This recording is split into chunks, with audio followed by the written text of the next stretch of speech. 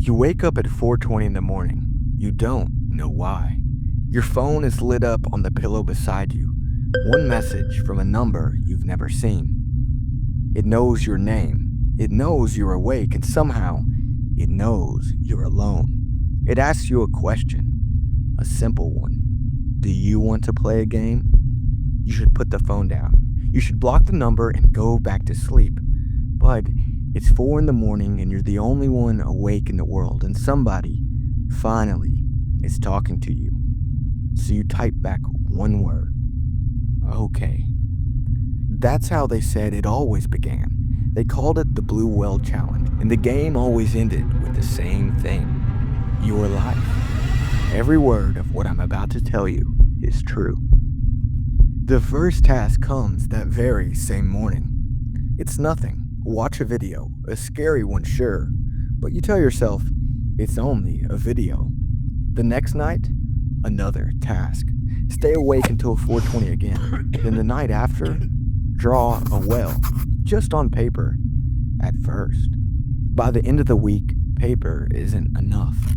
Carve the whale into your arm, they tell you. Take a photo, send it so they know it's real, and you do it because now you have no choice. Every day they ask for a little more. Climb somewhere high. Sit with your feet over the edge and make sure they can see you. You think about quitting, but they remind you what they have. Your name, your street, your mother's face, where you go to school, and all of your secrets. 50 days, 50 tasks, and on the 50th, they ask you for the only thing you have left to give.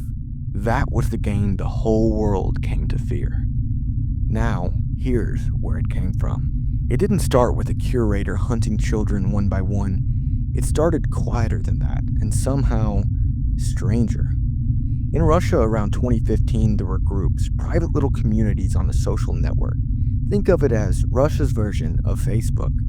People started calling them death groups. They all had the same look, grainy black and white photos, sad poetry, clocks stopped at 4:20, and whales, always whales. Then they got a face. In the winter of 2015, a teenage girl died. Just hours earlier, she posted a single photo of herself online. That picture spread into every one of these little groups, and strangers turned her into the first victim of something that didn't even have a name yet.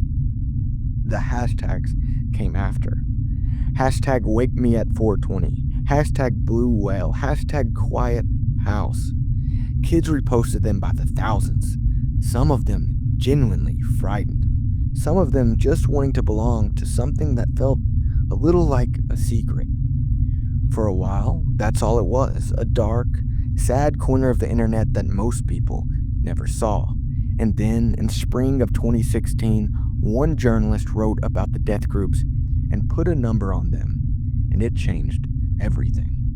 130 children had already died to what they were calling the Blue Whale Challenge. And it didn't just stay in Russia. The story crossed into Europe, then the Americas, then everywhere a teenager owned a phone. Schools sent letters home. Police forces posted official warnings with the whale printed right on them. Morning shows ran segments with lights turned down.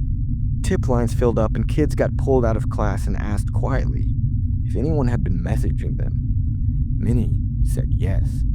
By the start of 2017, the blue whale was the most feared thing on the internet. So the people who do this for a living started looking. Not frightened parents, investigators, reporters whose whole job is to find the thing everyone's scared of and drag it out into the light. And the story fell apart right in their hands. That number, the 130, the one that turned a sad Russian message board into a worldwide emergency. They went back to the article it came from. One article, one journalist.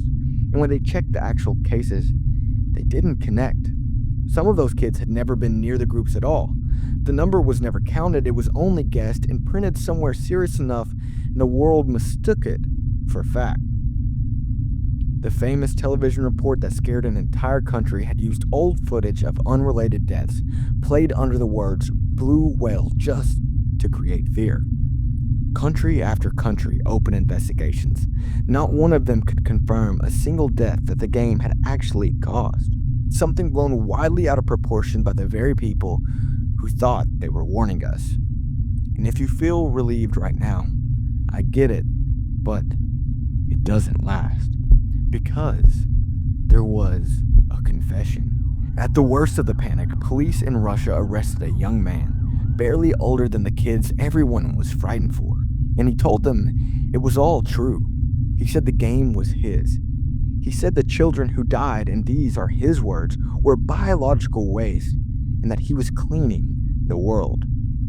It's the ugliest sentence in this whole story, but it might also be a lie.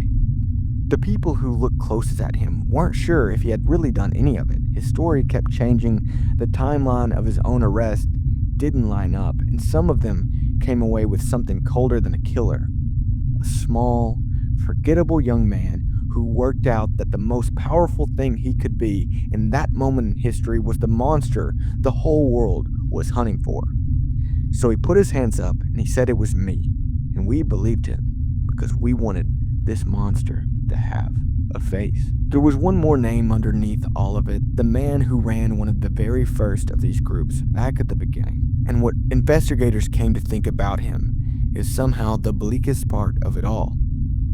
He didn't want anyone to die. He took a real girl, a real death, a photograph that should have been left alone, and he built a myth on top of it.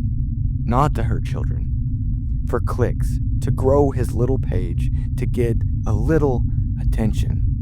The Blue Whale didn't begin with a man who wanted children dead. It began with a man who wanted an audience, and the whole world gave him one.